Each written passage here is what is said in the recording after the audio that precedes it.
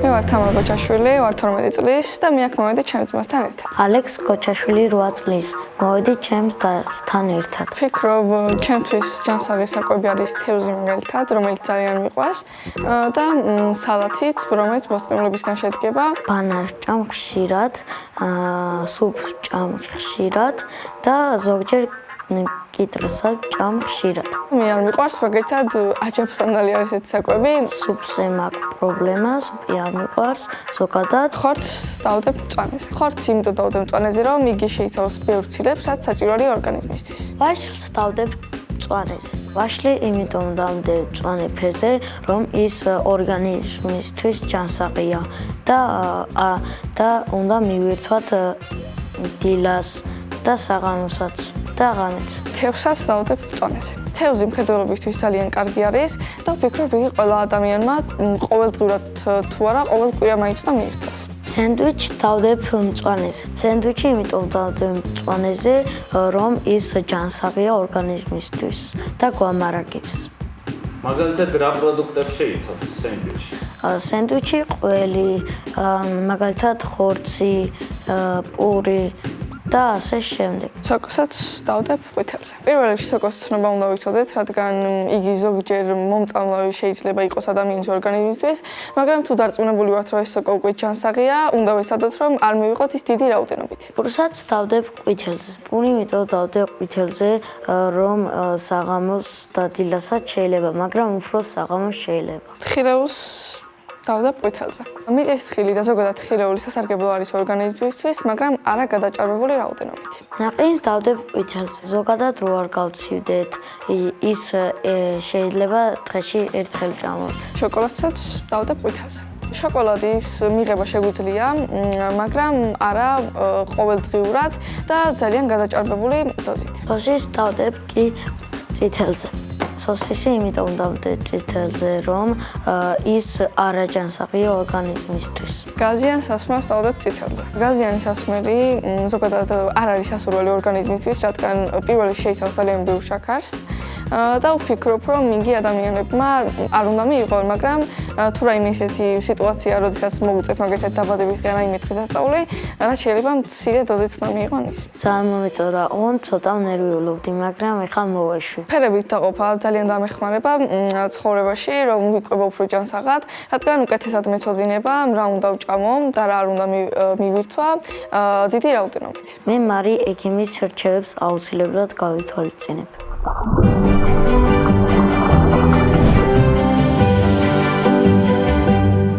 ძალიან მიხარია, როდესაც უმცროსი ასაკის ადამიანები ერთვებიან ჩვენს გადაცემაში და თქვენ არაერთხელ გინახავთ მათი სტუმრობა ჩვენთვის არის ყოველთვის დიდი ზეიმი.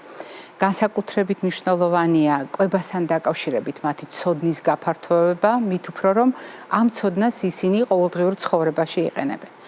როდესაც დაძმაზე ვსაუბრობთ, ჩვენ პრაქტიკულად ვსაუბრობთ ოჯახურ ისტორიაზე და იმ მოდელზე, რომელიც რა თქმა უნდა მათ ცხოვრებაში მკვიდრდება, როგორც კვების ჩვევების ერთობლიობა და გრძელვადიან პერსპექტივაში აი ამ ცოდნას, ამ ჩვევებს, ამ მოდელებს ისინი საკუთარ ოჯახებში მომავალში გადაიტანენ. ეს ძალიან მნიშვნელოვანი ცოდნაა და ამიტომ სიამოვნებით ვიტყვი. როდესაც თამარი საუბრობს საკუთარ არჩევანზე, თევზის და ბოსტნეულის სასარგებლოდ, რა თქმა უნდა ძალიან გვახარებს.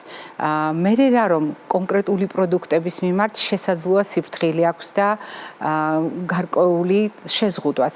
მაგალითად სოკოსთან დაკავშირებით რომ საუბრობს. თუმცა ამ შემთხვევაში მე წინდახედულად აღვიქვამ მის ნათქვამს, რადგან შოკოლადზე საუბრისასაც, სოკოზე საუბრისასაც, თხილეულზე საუბრისასაც ის ყოველთვის ხას უსვამს, რამდენად მნიშვნელოვანია ზომიერება, სიფრთხილე და მათ შორის საკვების უსაფრთხოება.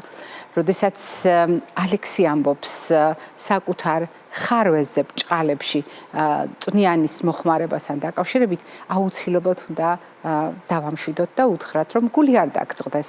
ის რომ წვნიანი არ არის ხშირად შენი საუკეთესო არჩევანი, ეს არ ნიშნავს იმას, რომ ცუდად იკვებები. რადგან თუ ჩვენ საუბრობთ სითხის შევსებაზე, თუ ჩვენ საუბრობთ წყლის ადეკვატურ შევსებაზე, ეს შეგვიძლია წყლითაც გავაკეთოთ და ყველა იმ პროდუქტით, რომელიც წყალშემცველია, ანუ წყალუხვი და წყალშემცველია. წვნიანის თავისებურებას ძალიან ბევრი სხვა პროდუქტით გადავფარავთ, თუ მოვახერხებთ და დაბალანსებულად ვიკვებებით. ერთი ძალიან მნიშვნელოვანი შემოთავაზება მაქვს, როდესაც ვაშლზე სიყვარულით საუბრობთ და მის ფართოდ გამოყენებაზე, აბსოლუტურად გეთანხმებით, ძალიან მნიშვნელოვანი პროდუქტია. თუმცა ღამით საკვები პროდუქტების, თუნდაც ყველაზე სასარგებლო პროდუქტების ბოლოკვებად მოტოვება ჩვენი ორგანიზმისთვის ყოველთვის კარგი არჩევანი არ არის და იმედია ამას გაითვალისწინებთ. ისევე როგორც მაგალითად პურის არჩევასთან დაკავშირებით დღისით თუ საღამოს ჯობს მისი მირთმევა და თუ უპირატესობას თქვენ ანიჭებთ საღამოს მირთმევას, ალბათ პირიქით იქნებოდა უკეთესი გადაწყვეტილება, ხოლო რაც შეეხება სენდვიჩს, მიუხედავად ლუკას დამატებითი შეკითხვებისა, აუცილებლად უნდა გითხრათ ალექსის მიმართავ ამ შემთხვევაში, რომ დიახ შეიძლება სენდვიჩიც კი ძალიან კარგად ავაწყოთ სასარგებლო პროდუქტებით, იმიტომ რომ სენდვიჩი არის საკვები ინგრედიენტების აწყობის პრინციპი და არა ყოველთვის ერთი უნივერსალური შემადგენლობა და ამ შემადგენლობაში შეიძლება იყოს მთლიანი მარცვლეულის პროდუქტები გამოყენებული, სწორად შერჩეული ცილოვანი პროდუქტები, ბოსტნეული, თუნდაც ხილი კომბინაციაში ცხოველური და მცენარეული წარმოშობის ცილასთან და ცხიმთან.